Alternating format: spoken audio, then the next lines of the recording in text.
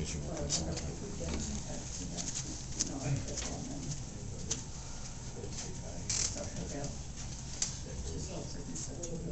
Hi, folks. Hi. My name is Dave Emmi, and I'm a local author, and I've been kindly invited back to speak here at the Middletown Free Public Library, right? Yes. And it's a very, I don't know, I love your little place here. It's a real community library. You can see the community involvement in it, and it has a historic aspect with the old part of it. I don't really know the history of it, but as I'm driving past it looks like from the 1800s. It was maybe a farmhouse or something, and so it's integrated with the community, and it's good to get out of the city. I'm living in the city right now, and you know, gotta get the trash truck that goes by and the bus, and you know, so it's kind of nice seeing some squirrels and you know, a bird, you know. Anyway, so I like coming out here. Anyway, as I said, I'm a local author, and I wrote this book titled Divine Philly, Philadelphia's Vital Role in Christian America. I actually wrote it a few years ago, and it sold a few hundred copies. But then when I saw that the Pope was coming to Philadelphia, you know, later this, now, I think it's like 100 days from now or so, I thought, hey, this is going to be good to republish this and kind of put it back out here. Because the book tells a vital story about Catholicism and Protestantism, really overall Christianity here in the Delaware Valley, and how it kind of got its toehold and expanded. Like today in the United States, Roman Catholicism is the largest denomination in the country. You know, it's about roughly 1/3 of Americans claim to be, you know, some type of, you know, Catholic origin. And the Philadelphia diocese was the largest Catholic diocese in the United States in the mid-1800s, due largely to John Newman. John Newman, in some ways, I want to call him, I coined this phrase, I kind of call him like the George Washington of Catholicism in North America. He developed a whole Catholic diocesan school system that, you know, everything from Notre Dame to Villanova to Fordham or something is designed around, and it's links back to the Vatican. When the mass immigration came and just pours tons of Poles and Italians and Irish came pouring in, it was John Newman here in the Delaware Valley who made over 70 churches during that time period. When you read about him, he's also the first canonized saint in U.S. history. And when you read about him, a lot of it is in a grandiose kind of thing. They're talking about a saint, and really, not that I'm trying to dig up dirt or anything, but he's a man. You know, everyone has their flaws, so I didn't really see anything that, you know, denounced his character in any type of way, shape, or form. But it was all kind of written in a grandiose type of way. When I was doing the research, it looked to me like waves of immigrants would be coming in from, let's say, Lithuania or Poland, or especially Ireland. And they were from certain parts of these countries, and the families knew one another, and they settled in these areas in the United States. And what Newman did is he saw a community of people and went up and said, hey, look, you guys need a church. And, you know, and back in those days, the church was just not a place you went on Sunday. That's where your kids went to school, and that was the local VFW post. You know, you met your wife at church. It was the center of the community, and it was kind of the first thing that a group of people put together when they got there, you know, and that's what really Newman established. He made over 70 of these congregations. He spoke 8 different languages, so he was kind of the right guy to have, you know, having multilingual abilities. Also born in the old world, and he came here kind of penniless, so he knew the whole immigrant experience. And he really kind of established what I call the Catholic toehold in the United States, here in the Philadelphia region. And then from there it expanded as, you know, people went west and Italian waves came in, there was Catholicism, you know, so. And this story, why I was prompted to write the book was I'm originally from upstate New York, not far from the Canadian border, where it snows all the time, where those prisoners were escaping, you know, that's kind of where I'm from. And I was driving back up to that region, and I was working at Villanova at the time. And a friend of mine at Villanova said, hey, you need to stop into this church called St. Kieran's in the Irish Valley is what it was called. It's in a town called Heckshersville, Pennsylvania. which is kind of Pottsville, you know, like 7, 8 miles north of Pottsville. It's in the mining region, the anthracite region of Pennsylvania. And he said, you need to stop into this church. It's really historic, it's remarkable, and they're closing it. This is the last day they're closing the church. And I never was at a church closing. I never attended the closing of a church. So I went there, and I was really moved by the event in a lot of ways. And I didn't plan on doing it. You know, I stopped over at the Yingling Brewery in Pottsville and bought a couple of cases, and you know, was on my way up to New York, and I just kind of went out of the way, and I said, hey, I'm going to check out this situation. And the church itself, it's a beautiful church, but you know, not in an over-the-top kind of way. I'm also Italian. I spent some time in Italy, and if anybody's been there, you know the Italian churches with the statues. And it's, you know, it wasn't like that. It was a modest but really colorful kind of church on top of this mountain that overlooked what they call the Irish Valley. And this is where the Irish immigrants, when they started to pour in, you know, a lot of them, some didn't speak English. You know, they spoke Gaelic or Irish, and they were really manual labor jobs. And they went down in these coal mines. It was the anthracite coal mines. And the mine there was a mine that the Irish worked, and they lived in this Irish valley. And John Newman went up and made this church, St. Kieran's. He dedicated it. He was there, Mark, they have 3 recorded times, but orally they say he was there over a dozen times. And he was there on the dedication of the church. And when I was there, I walked in, they had all these beautiful murals of John Newman around. And they had and you'll see some of what I saw when I approached it, because I videotaped it a few months ago when I went back. But there was a sign that said, a saint walked this land, and they had the days that, you know, John Newman walked these lands. So it was really said to be his favorite church. And he died 18 months after he dedicated it. But when I went there, it was just a beautiful church looking down upon a valley. There was a lush green valley too. It was a nice day. And right now, Heckshersville has a population of less than 100 people, but on that day, people came from all around for the closing of the church. So the pews were packed, and it was summertime, a day like today. It was hot like it is today. And the church was packed to capacity. And I was kind of moved by what happened, because there were women, you know, sitting in the pews crying. It was, their children were baptized there, and their parents were buried prior to. You know, generations had lived in this region, and to lose this church was a very emotional thing for many people who came miles back to, you know, for this mass. So as I was there, I was moved by it and impacted by it. And when I came back to Philadelphia, I was working in Villanova. Villanova has this special collections department in their library that has to do with Irish history. That's, you know, kind of second to none. So I dove into those archives. I also went to the Catholic archives over on St. Borromeo's, the seminary, like Route 30, Route 1 over there. Right. They let me into their archives, and I kind of searched their records, and I found out some compelling information about St. Kieran's and the Catholic Church. And so the book, it's not complimentary, but it's not derogatory either. It's a balanced history about what happened. But it's really not a religious book at all. It's really a historical narrative, is what I'll call it. And I also kind of wrote it in a public kind of way. If you want to pass it around too, if you want to take a look at it. There's like 35 pictures of it too. But the Newman aspect of it, I'll get off of that in a minute because it was his favorite church. John Newman is now buried in Philadelphia on Girard, 5th and Girard, St. Peter's is where he was requested to be buried. And he's underneath a glass case, you know, and because he's a saint, you know, part of Catholicism is when someone is declared a saint, that these saints now have the ability to intercede into earthly matters. That's, you know, part of Catholic theology.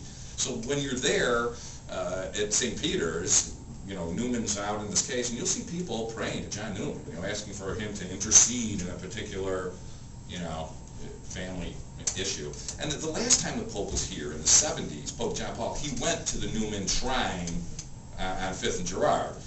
If you've been there lately, you can see the city of Philadelphia is kind of sprucing up that area around 5th and Girard right now. You know, I don't know if Pope Francis is going to be visiting John Newman And if I was to bet, I think he's going to. Yeah, I think he's going to go down there and see it. But, and some things have happened also since I wrote the book regarding St. Kieran's that, I don't know, it's just difficult for me. And I'm an Italian, and I'm from New York. You know, I don't have a dog in the hunt, you know, in this whole story, you know. But seeing it, it's kind of heartbreaking. You know, when you see this, and I took a little video of it, and, you know, I'll run it to you in a minute. But it's a beautiful church, a convent next to it, you know, the rectory and a schoolhouse. But it's in it was during the coal mining days. You know, in the Pennsylvania coal mines, they used to mine this stuff called anthracite. This is a piece of anthracite coal. They used to call it black diamonds because it's shiny. And it's almost like what Texas oil is to the economy today. Anthracite from the Pennsylvania coal mines was what drove the Industrial Revolution. It built, you know, the steel mills in Bethlehem that built the New York City and the high-rises came from this energy source, anthracite. And it was a rough way to make a living. When you lived in these mines, the mine owners were Protestant. You know, they were here before the Catholic influx, and they already had the land. And when you worked in these mines, you were going to die if you worked in the mines, you know, from miner's lung. It's really a death sentence if you're going to do it. But they had children working in the mines, you know, 7, 8 years old to break up coal. You know, there was no organized labor movement at that time. So they paid these miners just enough to get enough food to go back into the mines for another 12-hour shift. And you know, if you died, if you were married and your husband died in the mines, you had like a month to find a replacement worker, or they'd kick you out of your, you know, shed that you lived in. If you had a pickaxe and you're working and your axe broke or something, they take it out of your pay. You know, it's like you weren't gonna survive really. And another part of the story is the Molly Maguires. I don't know if you're familiar with that. That was really kind of the beginning of organized labor that was pushing back against this mine ownership. And what happened with the Molly Maguires is some of these Irish miners, they started to knock off and kill mine bosses. You know, and to give you the equivalent of what was going on, there were certain mine accidents where like 120 miners would die. You know, during a year, there might be close to 500 miner deaths. Well, over a 20-year time period, the Molly Maguires knocked off about 20 miners. So it's, you know, the disproportionate pushback is almost, you know, laughable. But it was their effort to kind of stop the exploitation that went on. There was no labor law back then. It was really, you know, slavery had just ended, and it was, well, what's the next thing we can do? And you know, they were really what I call wage slaves. You know, you were only going to make enough. You know, a slave really was fed. A slave had a shed to live in. You know, so I don't want to say it was a good remuneration for their efforts, but and that's kind of, these guys had a little more than that. You know, they had a shed and the food, and that was about it. You know, you're not ever going to get out of it. So this was the beginning of organized labor that pushed back against this capitalism, monopoly, you know, unregulated kind of thing. And later on, the mine union becomes the largest union in the United States. That's around the 1900s, after the whole Molly Maguire incident. But the Molly Maguire incident is also, and I talk about it briefly in the book, only because the Molly Maguires, there's over 20 books written about the Molly Maguires. There's a movie with Sean Connery and Richard Harris. You know, it's a highly researched thing. And when I write books, this is my 5th historical narrative, I don't rewrite what's already been done. I don't reword it. For me to write something, new information has to come out. I have to advance the scholarship in a particular area. So I really don't harp on the Molly Maguires, but the Molly Maguires are a part of the story. It is still, the state of Pennsylvania hung 20 of these Irish miners in between 1878 and 1879. It's still the largest mass execution in U.S. history, where the U.S. government, you know, takes people and executes them. It's still, you know, 20 people. They hung them. They hung them in Pottsville and in Jim Thorpe. It's a marked low point in American jurisprudence because the juries had no Catholics, had no Irish on any of the juries. I'm certain some of these guys were involved with knocking off mine bosses. I'm certain some of them weren't. You know, it's kind of, they were a part of it, we're going to get them, we're just going to teach these people a lesson that they better not push back against mine ownership. The police who arrested them were hired by the mine owners. It wasn't the state of Pennsylvania. It was like, you know, we're going to have a supplementary thing. So they're paid people to track down these guys. So when I dug into the story, it was really a sad thing. You know, a lot of people now today, they have, you know, Molly Maguire's It's a Drinking Song, and you got the bar, the Molly Maguire's, and the party. When you dig into it, these guys lived a rough life, and it was sad, you know. And I think today, right now, the inequities that are happening between the 1% and the 99%, it really draws a parallel to what was going on back there. You know, these guys would get off the boat with $5 or less, and they're working for mine ownership that owns the mines, that owns the transportation facilities. Like, you can't have a integrated syndicate today, like, you know, it's regulated. And when, you know, capitalism, I'm born in the United States, you know, I see the competition is good, but if it's not regulated, it will become a monopoly. One person will own it all, and then, you know, but you get a situation like this, you're going to get a pushback, and I think you kind of see it even happening in America today, you know, between the inequities. So I saw a lot of parallels between the two events. But the other way I wrote the book, I wrote it in a more of a public kind of way. It's not a dry, scholastic text. I didn't want to just be quoting numbers. I wanted to kind of tell you the story and how I felt what happened.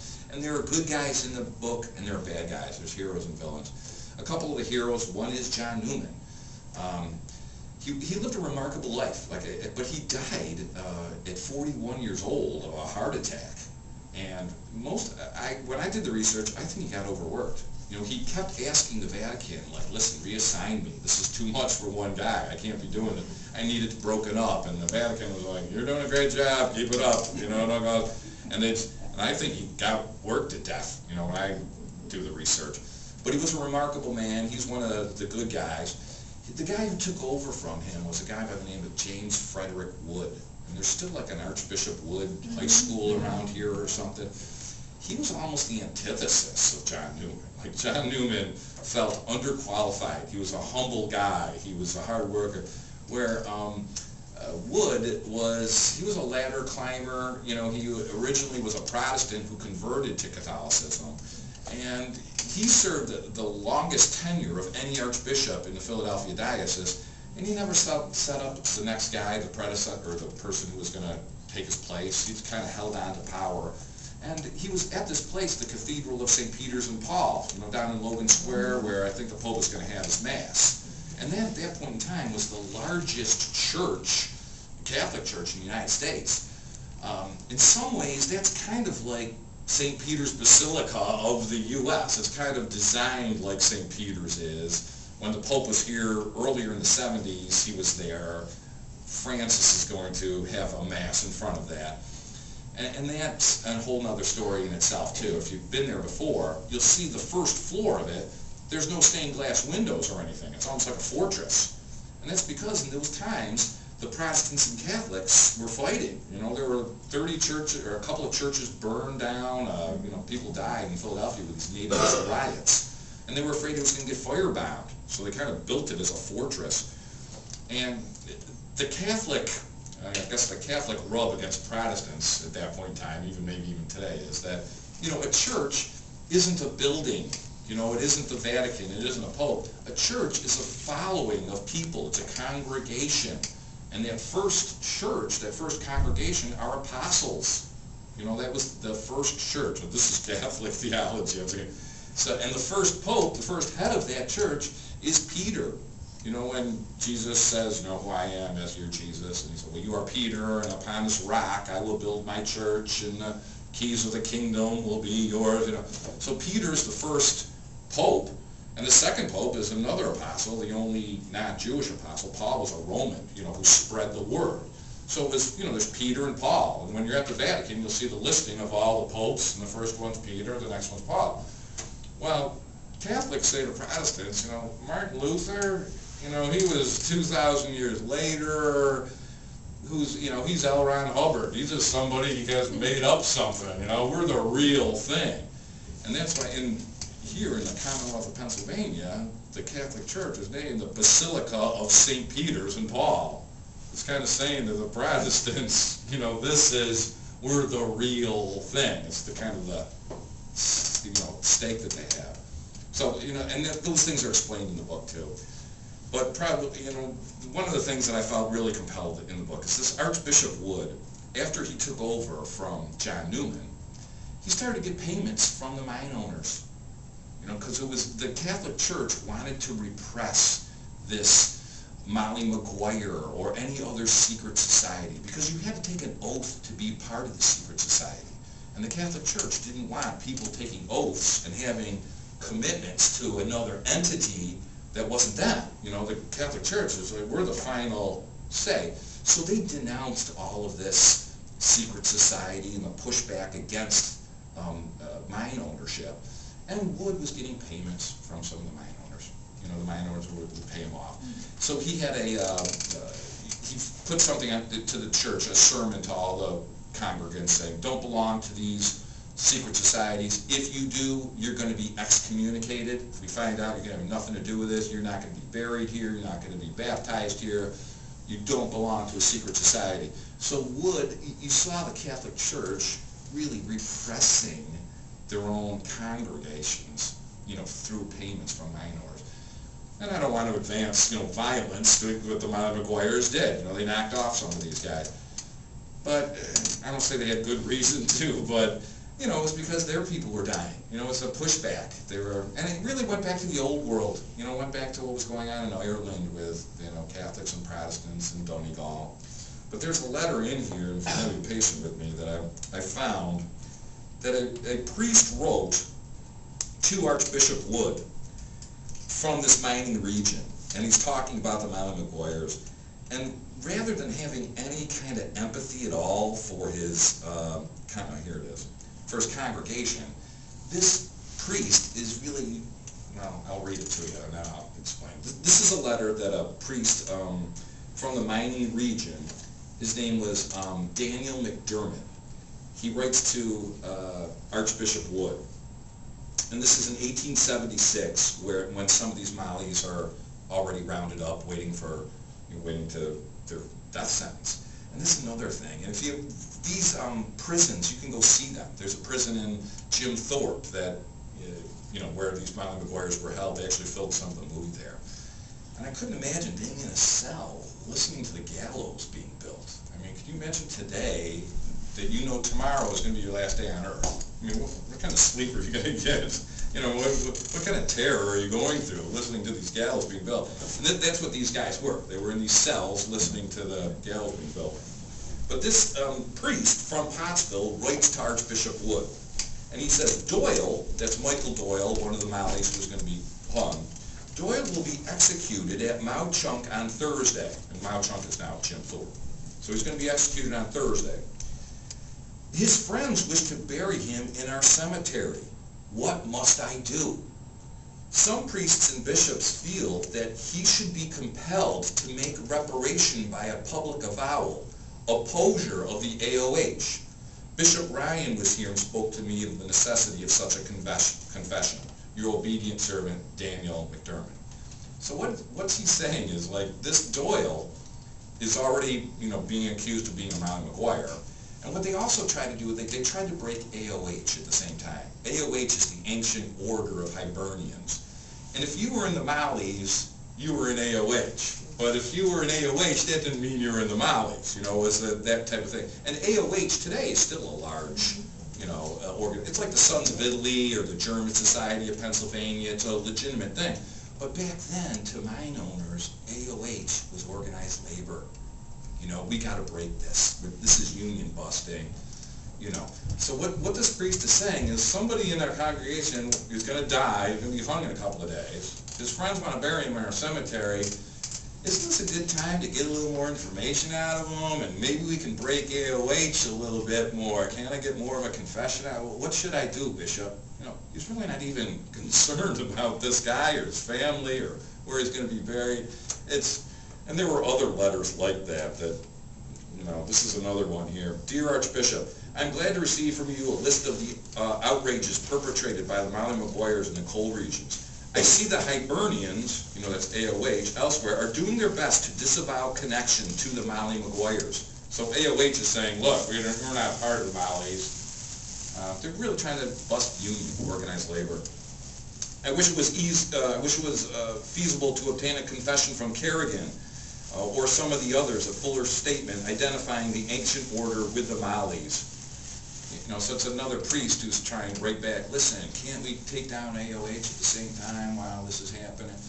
And, I don't know, the Catholic Church, I guess, should have, in my opinion, been defending the rights of these minors. I mean, if some of that stuff might have happened back then, and even this information now, it come to light in the 50s or 60s, maybe the recent problems the Catholic Church has been running into with the sexual abuse problems and, pushing it off and not protecting the congregation, protecting the hierarchy first, could have been avoided, I was born Roman Catholic. I'm an Italian. I went to Catholic school, and I'm glad I was raised in that environment. It taught me a respect, and so I don't want to be throwing mud on the Catholic Church, but what happened back then happened again now. It took they were concerned with the hierarchy and their positions, and and not concerned with the congregation, and that's kind of today too. There's another hero in the book who's a priest from this area, and he starts to work for Wood, Archbishop Wood, and he's kind of pushing back, saying, you better not do this, and Wood sends him up into the mining regions. He gets mining long and he dies. So there's a couple of heroes in the book, but there's a couple of villains. There's another mine owner. But I think it tells an important story, and I'm glad you guys are here to listen to it. You want to pass around it? Did I pass around the book? Okay, you can see some of the pictures. There's a lot of photos of the church when it was being closed. And as I said, I was there 2 months ago in April. I went back, and I had a talk in Pottsville about the book. And I said, I'm going to run up and I'm going to check out the church. They had taken a lot of the statues around it down.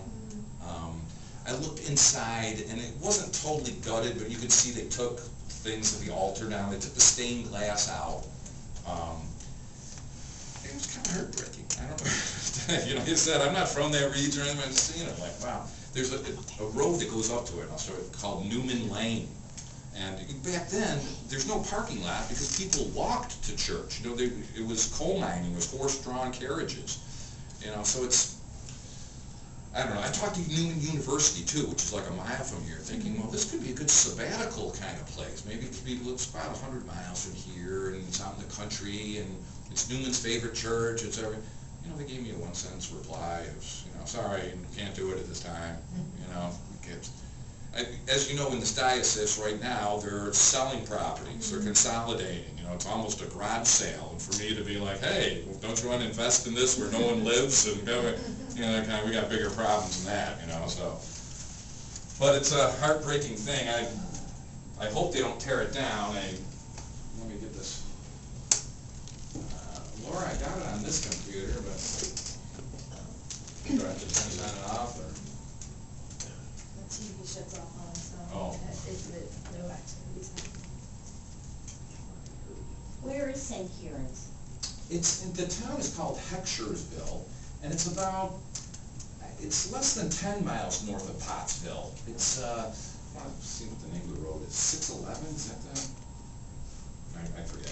It's a small little road that goes up into the mining regions. If you're in Pottsville, you're at the Yingling Brewery, you're within shouting distance. Okay, this is me, and hopefully I'll get a little long in here. It's April 11th, Saturday, April 11th, 2015. I'm going to go full screen. And I'm here in the town of Heckscherville, Pennsylvania, at St. Kieran's Church. And it's actually the second time I've had the privilege of visiting this church and this town. I was here the day it closed. That was the first time I was here, and that was back in 2008. And the event impacted me in such a way that I researched the background of the church and its ties to Philadelphia. This is part of the Philadelphia diocese, and I live in Philadelphia, so yeah. checked out various resources there and investigated it further and wrote a book that I'll tell you about in a minute. That's what I was up here for a book presentation. This is my second visit when I have it. Once I have 7 years. And, maybe 6.5 years. Anyway, here's this. St. John Newman Land is what this sign says. And it just says the date that he was here. John Newman's the first canonized saint in U.S. history. And he really, in some ways, I'm going to call him, he's kind of like the George Washington of Catholicism. He formed and made the entire Catholic diocesan school system. So everything from, Notre Dame to Fordham to St. Bonaventure to St. John's, Villanova, you name it, has somewhat of a debt, or not a debt, but they're constructed over the model that Newman made. So he really kind of established a toehold for Catholicism in the United States. Really, the Philadelphia diocese was the largest Catholic diocese in the latter part of the 18th century. A lot had to do with the Irish who came piling in. So I want to get back to this, because we're here in what they used to call the Irish Valley, because this is where Irish coal miners lived. In this anthracite coal region, just different towns had different ethnicities. The Poles would live in one place, the Irish in another, right out right there. The Italians in another, Lithuanians. And the church was kind of the central meeting house. It just wasn't a place you went on Sunday. You met your wife there.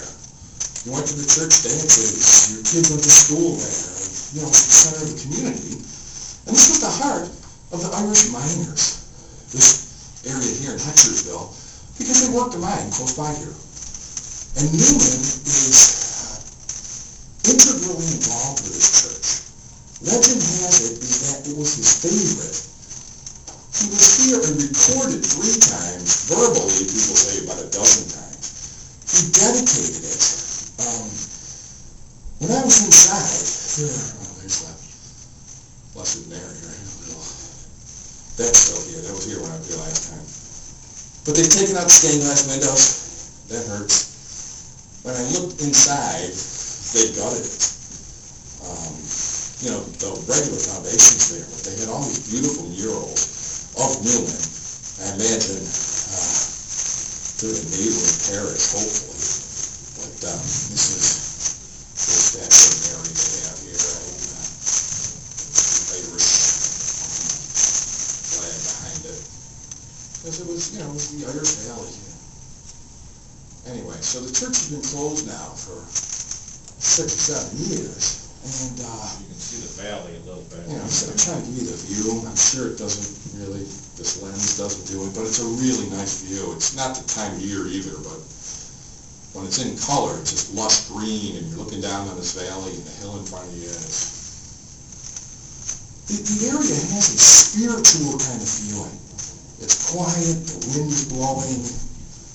It's spiritual. It's peaceful. And as I said, Newman really, he raised the funds with the Irish miners. The Irish miners all donated, came here, worked on it, put it together, and Newman was here and dedicated. So it's an important structure in terms of Catholic theology in North America. And it's been closed 7 years, it's now being gutted, it looks like. The building is all stone. I don't know, talk about revitalization like that. It kind of breaks my heart. And if you were here with me, you'd see this little pedestal statue being taken down. There were statues. Anyway, this is Newman Lane that runs up to it. That's what it's called. And you go up to this church here, and it's really a beautiful place with a beautiful view. Allegedly John Newman's favorite church. And he died 16 months after dedicating it. Next door, I think this was a convent, certainly built later.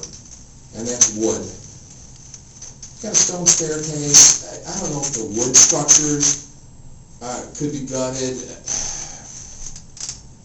I think it could be revitalized. Really, the structure looks worth saving, I think. This, I think, is the rectory, because it's an older stone building. Certainly, maybe a new roof. Other than that, this looks fine. Windows even look new. And then this was a schoolhouse. And this was built considerably later. I want to say 1916, I think is the date that sticks in my mind about it. Again, from my admittedly extremely naive view, it looks like it could be fixed. If not, I don't know, maybe the wood ones go.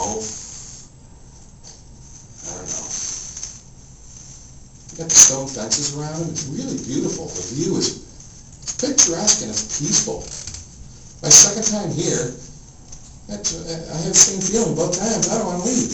It's really nice. And, as I go with further disclosure, I'm not from Pennsylvania. I'm from New York. I'm not Irish. I was born into the Roman Catholic faith, but I'm on a journey. I don't profess dedication to any kind of organized religion. I'm still figuring it out, this me. But I went to Catholic schools, and I'm glad I was raised that way. Had certain values put in on me that I appreciate as an adult. But regardless, I got to show you my book. This is the book that I wrote about this. Divine Philly, Philadelphia's vital role in Christian America. This was all in Philadelphia Diocese when it was made, and in Newman's time. And the book uncovers a lot of what was going on in Philadelphia. They were pulling the strings to what went on in the mining region, especially impacting Irish miners. But the book also just goes on to discuss Catholicism and how Philadelphia and John Newman really provided the toehold to establish Catholicism as the largest denomination in the United States. I think something needs to be done here. I'll just kind of finalize it here on the church. It's a beautiful building. I don't know, the roof looks pretty good. I don't know anything about heating or who knows, but it looks structurally sound. Newman University in Delaware County may be able to do something. This would be a perfect sabbatical, a perfect retreat. Any kind of theological angle to the studying, this is the place. There were beautiful murals to Newman there. There's still a statue to him here. St. John Newman Land, there used to be stuff inside. I'm sure it's a neighboring congregation with letters that he wrote, etc. I think Newman University would be a perfect match for this. I sent this to Newman University. The Catholic Church is selling properties in the Delaware Valley. Here's John Newman, right? The Catholic Church is selling properties. The Irish don't live here anymore. There's less than 100 people here now. So, kind of abandoned. So it needs to come into some kind of retreat type of function, I think. And I'm sure the Allentown Diocese would sell it for $1 probably, as long as you can evidence that you're going to be using it in a constructive way. And what better place than Newman University? It's my thought. There was a preservationist society that tried to save it. It was in operation for about 6 years. Didn't make headway. Okay, that's my book, St. Kieran's. Let's try to get this thing done, all right? Later. Yeah, that was a... I don't know if that, gives you an idea of what it was like, I don't know. Well, if there are any questions about any of it, does anybody have any questions about Hexersville or the Irish miners? I didn't put everything I discovered in the book. I tried to make the book a flowing story with good guys and bad guys, and try to write a wider history. Some scholastic people will probably want more references, but I listed all by references. And is there a Catholic church nearby for the people that are left there? There's a neighboring Catholic church. A part of the end of a church closing ceremony, and it's on the back of the book.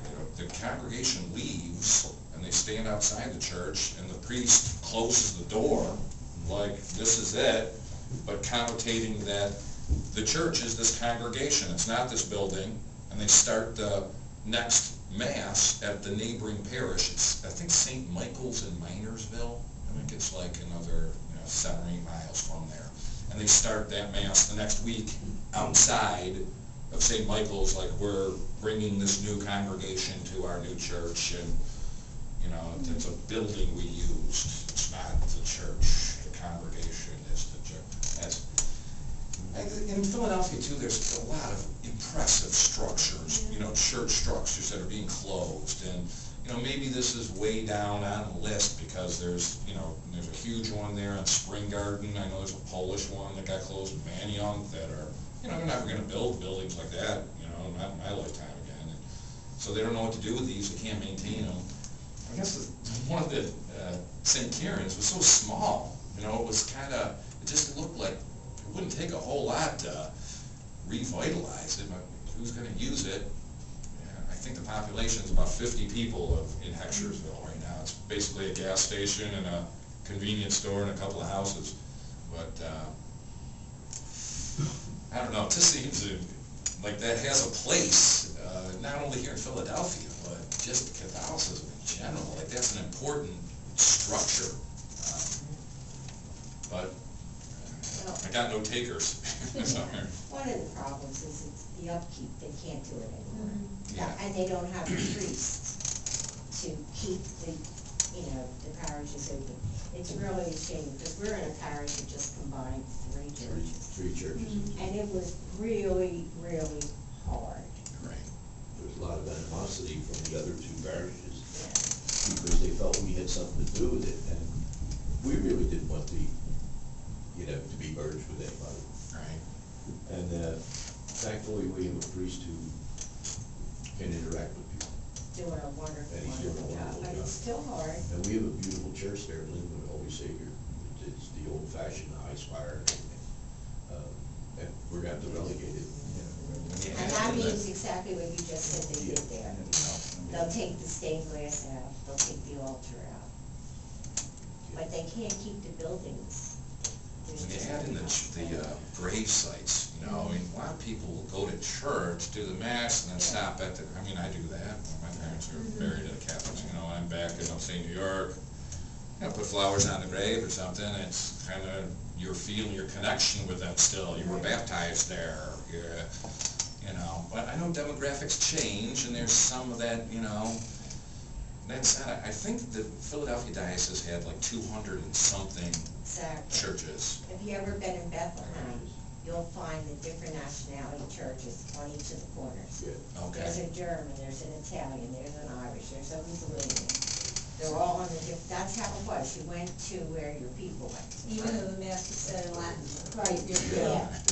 Same And thing in Frankfurt, there's 4 churches on the corner up in Frankfurt. Yeah.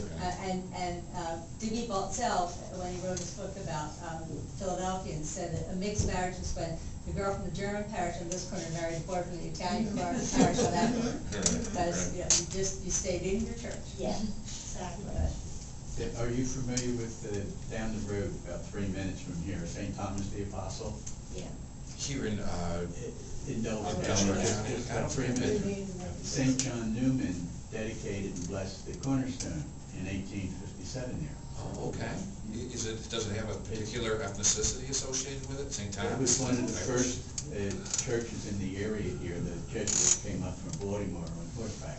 Oh. And the Indians would be shooting arrows at them, they would come up the They're same as restoring the the Wilcox church family. now. Okay. There is a society of preserving the old church. Newman spent a little time in Baltimore too, because that whole Baltimore, like the Dutch had settled that, and that was more of there were Dutch Catholics. And that seminary, St. Mary's Seminary, is really kind of the first, Catholic building in the United States, is in the Baltimore region. And then from there, kind of, and Newman went down there. He spent a couple of years in Baltimore, and he didn't really want to come to Philadelphia. He spoke all these different languages. It was the port that people were coming in. It was, the prior capital to the country, and the Vatican was like, well, we got a hard worker. He's multilingual, and I think back then too, he kind of felt, I'm gonna tell you what a guy thought 250 years ago. No, I think he kind of felt like it was his calling. You know, like they felt like this is what I'm here to do. This is these people are coming in, I'm an immigrant, and I know what it's like, and he kind of felt like it was his calling, you know. Where was he from? Germany. Yeah, German? Bohemia. Yeah, Bohemia. Oh, Right. But he spoke Gaelic, Italian, English, 8 different languages. I have a couple questions. I'm employed at Newman. Oh, I sent this video to the people, and I got a 1-sentence reply, which I understand. I taught there for 17 years, so I'm still there. But, Okay. so I have a couple questions. One, has anybody ever approached you about perhaps speaking with any of the students that are, like in their theology classes or whatever? No, man, and I've sent things to Newman University, I'll say, like their faculty list, probably 20 people with the faculty list, with these links, like here's a book talk that I did, and here's a book talk, I think you guys might be interested in this. I know academia now too is under a lot of strain with these online things, and you know, no academic institution, maybe Harvard or something with the big endowments, but they're all kind of struggling, I know. You know, just something along the lines of what we talked about today, I think would be interesting to students. The other thing, of course, is that St. John Newman is instrumental in beginning the Sisters of St. Francis in Aston. Not in Aston, but they were in Philadelphia. So he brought Sister Elizabeth Bachman and her sister, I think whose name was Anna, and so forth. But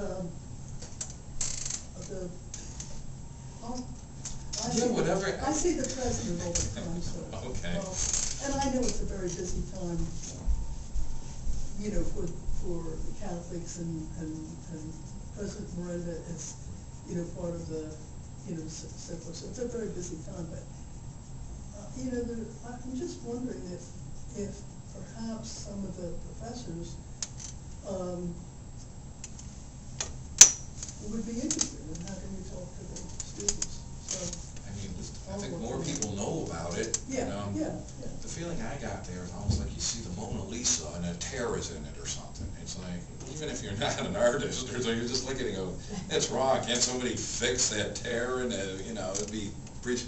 So when you're standing at the, like I said, you're looking down on this valley, and it's a beautiful structure inside, and it's just closed because I know there's a maintaining thing, and I guess there's heat, etc. But it's a stone structure. It's not going to be, you know, you don't have termites or anything. They don't have the wood problem.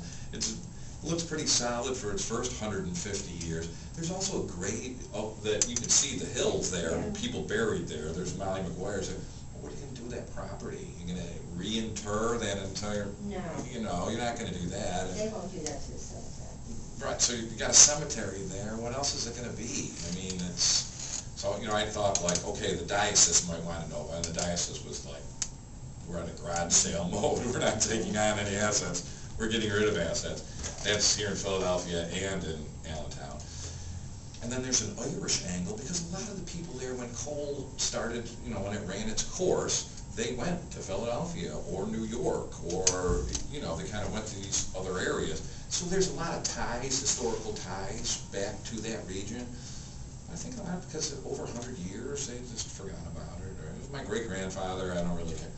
But, you know, that graveyard, and these are other promotional things, the graveyard, a lot of it was well kept. You could tell that people went back and were kind of keeping up there, and, you know. Ancestors. Right. Surprisingly well intact, I thought. And on the way driving there was like AOH signs and other Irish, like the Irish left their flag or whatever. It's the Irish Valley. So I thought, okay, well maybe Irish heritage might be involved with that. You know, times are tough. People are worrying about the next meal now. You know, not a church 100 miles away that no one's going to. So, and I just thought the diocese, the Irish, and then I thought, well, Newman University, maybe, you know, maybe Newman University might want. Other than that, I would live up there for 6 to 8 months, do something that's kind of peaceful, you know, I don't know, but, be if you're in that area, Pottsville or something, it's kind of worth to go to Hectorsville and see it. Anyway, about the book, like I said, there were 2 heroes, 2 villains. The heroes were Newman and this other kind of Catholic priest who was from the mining region, and he tried to defend it. The villains was the Archbishop Wood. He was kind of a hardcore, money, you know, he liked to stay in Florida, and he had his picture painted by Eakins, you know, who was, you know, he was kind of an elitist kind of guy. And then James Gowan, Frank Gowan was the guy who owned a lot of these mines, and he prosecuted the Mount McGuire's, and, you know, his story is compelling too, each one of those. He was an industrialist, like, you know, the Astors or Vanderbilt. He shot himself in the head in Washington, D.C., or at least they say that. What goes around comes around. Yeah, the organized labor movement say that, no, the Mollies knocked him off, or somebody else got him. The official thing is, well, he committed suicide, but there's no evidence that he was having any troubles at that point in time, but I think it was like 52 or something, and he shot himself in the head, or that's the official, you know, story. So there's a compelling thing. Like the book, the additional scholarship I came through was through the Catholic archives and seeing the correspondence between the archdiocese and these regional churches, you know, because the strings were all pulled in Philadelphia. And when I came across some of these, wow, the Catholic Church just doesn't care about the congregation. I mean, it looked like Newman set up everything and had the goodwill that he built, and then Wood came in and he kind of traded off of that will that was already established, and, you know, for his own agenda. But, you know, he did get the Catholic Church built. You know, he opened up the Cathedral of St. Peter and Paul. It was also during Civil War time, and the Catholics were, you know, so I mean, Wood did do some things, but. So, that's the book. It's $20, and there's lots of colorful pictures. I think you'll enjoy the story, at least. I brought a few of them here. And as far as Newman University goes, I'd be honored to go there and tell people about it. I don't know if they're the answer to it, but what else do you do at this point? You know where, you ever hear of DeSales University in Allentown? In Patriot. No. Okay, they're very big. They actually have an Irish professor. My granddaughter's going to be a senior, and she's taking 2 classes on Irish history. Okay. So they might be interested in something like that, at least talking to they're very big up there, the Irish. They used to have a yearly Irish festival in town, Yeah, but I think I stopped it like 2 or 3 years Used to be ago. out in Frankfurt, Okay. yeah. That's a remarkable thing. It's the communities you're talking about, ethnicities, they worked a certain mine. You know, they were in that certain mine, and that's, you know, the Poles worked this mine. They still have Irish what? We still have Irish night at the Phillies. Oh, okay. We also have Italian night, German night. Right. Jewish night. We have everybody. Speaking of Newman, I've been to a couple of things that were sponsored by the Cultural Arts Forum. Yeah, well, that, And I don't know, this could be something, a presentation that they would like to yeah, have. I think there are a lot of, I don't know who the contact would be. but- well, I do. Okay. Yes. There are a lot of possibilities. Do they have programs, you know, in the Yeah. afternoon? And very interesting programs. Oh, yeah. So I certainly think that would be a resource. I don't want to feel like I'm blaming Newman University or anything. I was just kind of going through, like, the Catholic Church, the Diocese of Allentown, no. Philadelphia, no. The Irish, no. Who else might want to use this? You know, and Newman University was the only other. Newman's very active. They're great. You can only do so much. Oh, yeah. Plus, you know, the archdiocese is closing these churches, and Newman's an archdiocesan school, and they're probably kind of being told, you know, don't mess with what we're doing here. I think that has something to do with it. Yeah, I think that's a part of the whole system. It's kind of, we're trying to downsize, not get more assets. You know, I think that has something to do with it. But a historical preservation, there was a historical preservation society there. They said they needed about $1 million to revitalize all 4 buildings.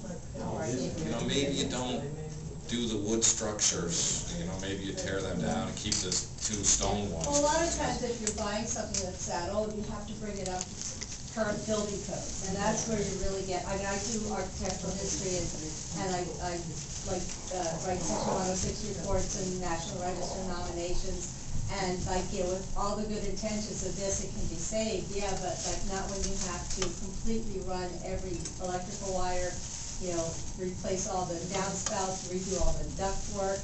I mean, there's a lot that goes into saving a building just to get it right up to building codes, which are now, you have to make it handicap accessible. I mean, no one in a wheelchair can get up those stairs anymore, but if I buy it now and want to use it for any kind of public function, it's got to be completely Title IX, which means lifts and ramps and, it's like a lot that you don't know that goes into it till you sit down with an architect and a preservation person and really find out what has to be done. Right. So, I mean, if I wanted to turn it into a private residence, I could do that, because I wouldn't have to open it to the public, but any kind of function that involves a university or students or using it for a sabbatical location, gotta be completely Title IX. Which means rebuilding all the bathrooms, I mean, you go on and on and on, and. Maybe it's a private residence then. Yeah, Avoid exactly. all of that, and somebody can open it up now. But then again, there's 50 people living where 150 people lived 50 years ago, and 400 people lived 100 years ago, so. Unless you want it for your hunting cabin or your summer lodge, Of course. And again, you could buy somebody else's house that's already up to code instead of restoring charges. Whatever it has to be, it's gonna be a labor of love, and it's not gonna be a money-making option. I've been doing this sort of preservation for like 35 years, and it's like, a lot of times you just have to give people the bad news, like, if you really wanna do it, it's gonna take a big checkbook and a long time commitment, so. All right, well, I just I felt ain't like afraid I'm afraid, At but, least I brought it to the right attention. Yeah. If you were there, you'd feel like, wow, having it closed and gutted is wrong. Mhm. Right? It's just a feeling, because you can kind of see the minds of how the people worked there. And it was the Industrial Revolution, didn't it kind of build America? I mean, that was, oh yeah. that was the engine source that built New York, that made the steel mills that sent these guys, one of them died. It's a important American history story, I think. Do what you can, Yeah. Well, I mean, you're getting the word out. You never know, somebody with deep pockets might wanna endow a sabbatical location. You just have to keep asking. I thought when the Pope came too, there, and he goes and visits Newman, maybe this Write a blank check. Right, something like that might be a little bit of an attention getter, but anyway, it's been my pleasure to speak with you guys. And you guys are coming to get out of it, talk about it, and, Okay. and Well, I need to more get people some do it. info, so that when I speak to a couple people there, they have some way to get in touch with you. All right. Thank you for coming by, guys, on such a hot day, and thank you, Laura, for inviting me. Okay. All right. Would you like one? I think you'll enjoy it. It's written and entertaining. Did you go on Facebook? No, The video is on. the whole thing? Yeah. Oh my goodness, I can't wait to do it. It's so great. It's the Okay. best video. I was Definitely. just, My I so much fun website- last night. I was there's just watching the website's my it. That was like link. so cool. And it's so impromptu, You want me to sign I it? had no idea it was gonna be Your this. name? Yeah. It was- Were you here last night? Oh, no, first time here. Nice. Well, thank you, I will look on Facebook. Yes. Thank you. And, people come in with these great plans to save something, because the codes in the township now are, you're not gonna pass the electrical inspection, you're not gonna pass the heating inspection. Get a key for the restroom. Is it upstairs? Oh, let me go get it. Oh, you don't mind? There's copies downstairs. Oh, cool. Thank you for coming. I'm glad you enjoyed it. It would be my pleasure. Really clever ways But to the like